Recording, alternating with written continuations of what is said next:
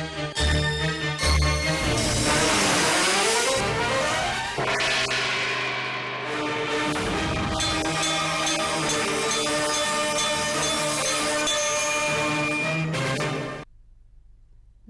ఘంటారావానికి స్వాగతం. ముందుగా ప్రధానాంశాలు. పోలవరంపై జగన్ క్షమించరాని తప్పులు చేశారన్న చంద్రబాబు. ఏజెన్సీల మార్పే ప్రాజెక్టు ఆలస్యానికి కారణమని సీఎం ధ్వజం.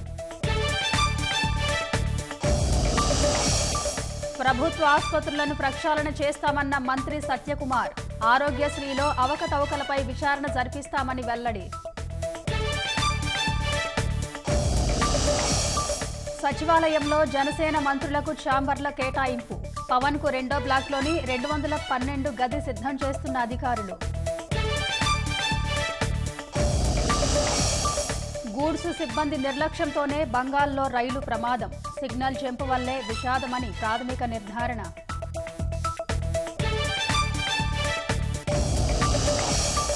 తమిళ రాజకీయాల్లోకి మళ్లీ శశికళ. అమ్మ పాలనను తెచ్చేందుకు తిరిగి వస్తున్నట్లు ప్రకటన.